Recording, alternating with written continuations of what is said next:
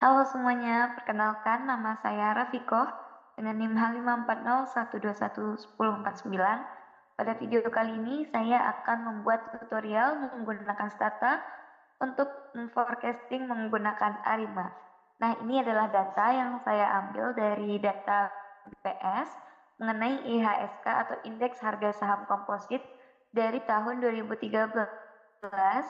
sampai tahun 2023, di mana datanya itu adalah data bulanan.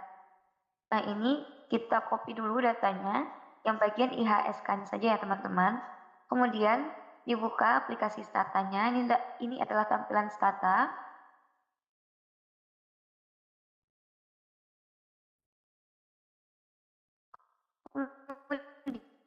Kemudian diklik data, klik kanan, dan paste.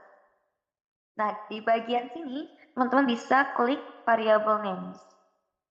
Nah, supaya nama variabel kita itu muncul di bagian atas ini, teman-teman. Oke. Setelah itu kita kembali lagi ke layar utama tadi. Di sini kita bisa lihat variabel name kita itu adalah IHSK di bagian kanan.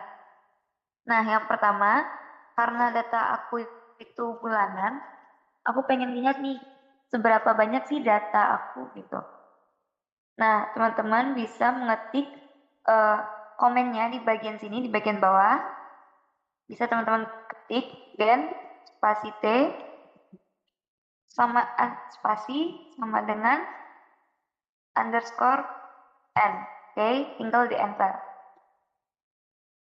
Oke, nih di bagian datanya nanti teman-teman bisa melihat T-nya ada 1 sampai, nih kalau data aku itu ada 132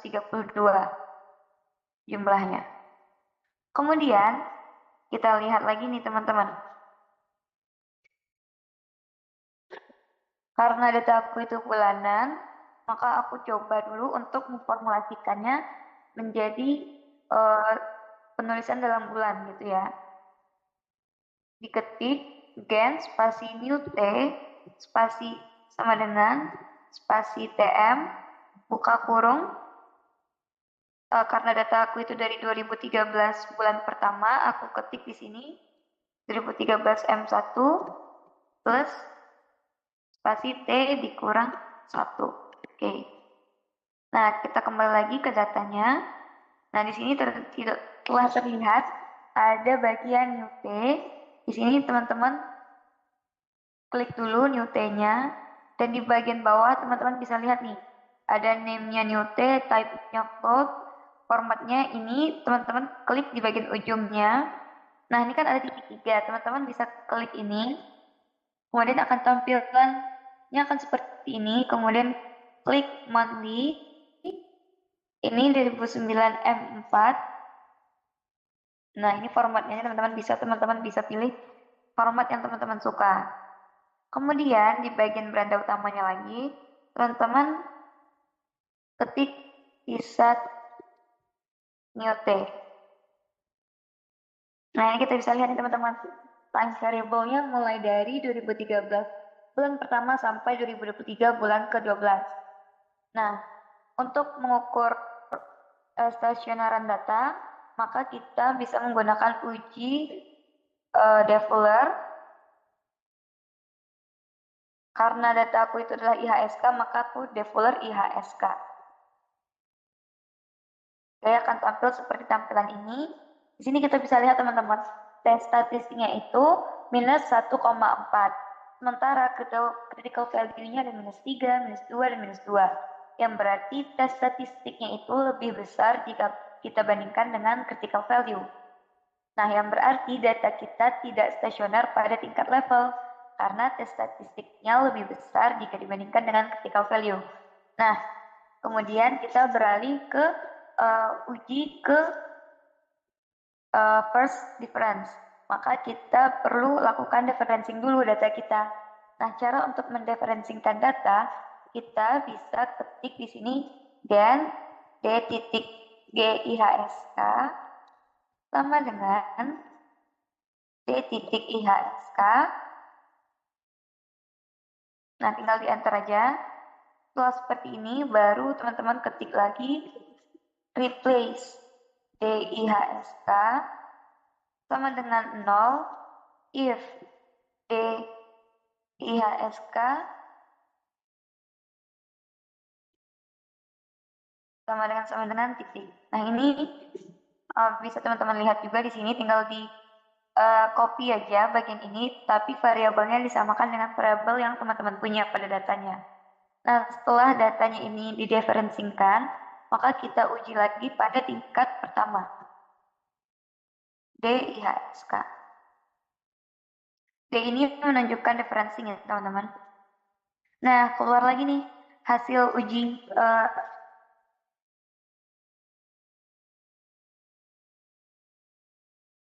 Deplernya, di mana statistik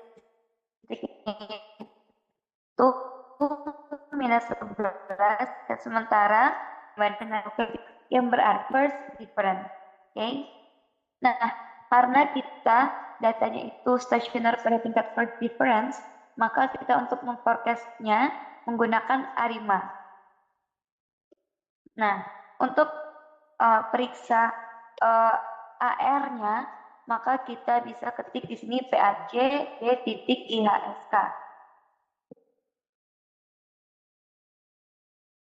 Nah, mungkin bisa ditunggu sebentar, akan keluar parallelogram seperti ini. Nah, cara melihatnya adalah di mana sih garis, di mana sih yang dia melewati batas atas atau batas bawah yang terakhir kali gitu. Tapi yang pertama kali juga. Ini, yang pertama kali melewati kan adalah yang ke 5 ya, ini ya. 1, 2, 3, 4, 5. Tapi yang terakhir melewati garis sebelum dia kembali lagi di batas normalnya ini adalah yang bagian yang ke-6. Karena setelah dia melewati baris, yang lainnya masuk lagi nih di dalam batas atas dan batas bawah, baru keluar lagi. Nah, ini berarti kita nanti ordo dari AR itu adalah yang ke-6. Kemudian kita lihat lagi MA-nya, teman-teman. Lihat MA-nya berarti AC D.IHSK. Nah, kita lihat lagi nih. Yang mana sih yang keluar garis? Kan ada yang bagian ini ya. 1, 2, 3, 4, 5, dan 6 yang keluar garis nih. Tapi setelah yang ke-6, setelah yang ke-5 masih ada yang keluar garis lagi nih, yang si 6. Tapi setelah yang 6, tidak ada lagi, dia masuk lagi nih di batas atas dan batas bawah. Berarti MA-nya juga 6. Berarti ordo ARIMA kita adalah 6,1,6. Di mana AR-nya itu tadi 6, D-nya itu adalah 1, dan I-nya adalah 6. Berarti 6,1,6. Nah, tapi dari datanya ini dia bisa juga melihat pemodelan ARIMA terbaik secara otomatis gitu, teman-teman. Nah, ini bisa teman-teman lihat menggunakan statistik, time series, kemudian ARIMAX models. Nah, tapi aku juga akan melihatkan bagaimana dengan menggunakan komen. Nah, di sini teman-teman bisa lihat aja ARIMA IHSK, ARIMA, tadi kan kita ordonya 6,1,6, spasi nolok. Oke. Nah, ini akan terlihat nanti beberapa hasil, dan mungkin bisa ditunggu sebentar.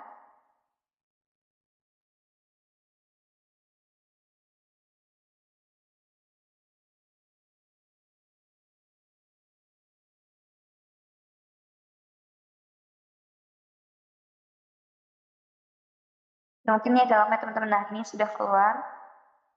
Nah, datanya ini kita lihat yang di bagian sini ya, teman-teman. Di P lebih besar dari Z ini, yang bagian sini. Nah, kita melihat bahwa di sini 0,99, 0,9, berarti kan ini menunjukkan tidak signifikan AR-nya, dan juga bagian MA-nya tidak signifikan. Tidak ada yang signifikan. Kita lihat juga nih statnya. Di bagian IIC-nya itu ada label 809. Nah, ini kan kita anggap itu sebagai benchmarknya ya.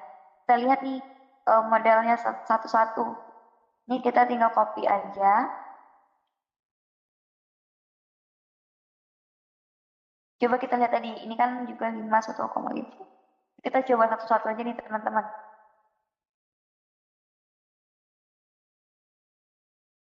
Ini memang agak lama ya keluarnya, tapi ini nih ditunggu aja. Nah, setelah kelihatan, kita lihat nih di bagian 1 dan bagian 4, dia ada yang signifikan. Ini juga di bagian MA-nya bagian 1 dan juga bagian 4 dan 5 ini signifikan. Nah, tapi kalau misalnya kita ambil ini, berarti yang bagian 2 dan 3-nya nggak signifikan dong. Berarti kita harus mencoba lagi ya teman-teman. Kita juga lihat nih statistiknya. Ini dia berkurang nih dari awalnya 1809 jadi 1808. Nah, kita coba lagi nih yang keempat misalnya. Apakah yang di bagian keempat mereka akan signifikan semua? Nah, kita lihat dulu nih teman-teman.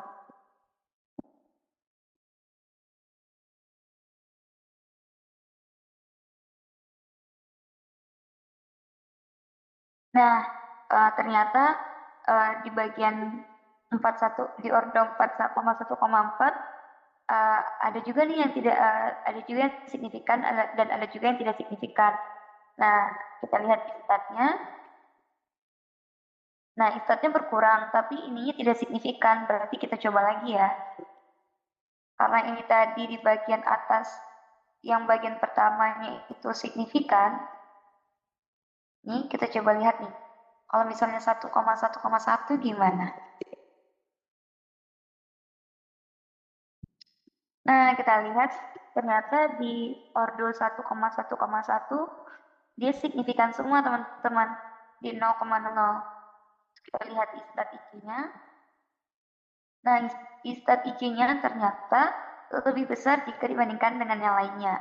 Maka kita bisa anggap bahwa model 1,1,1 itu mungkin lebih baik dibandingkan dengan model-model yang kita telah lihat tadi.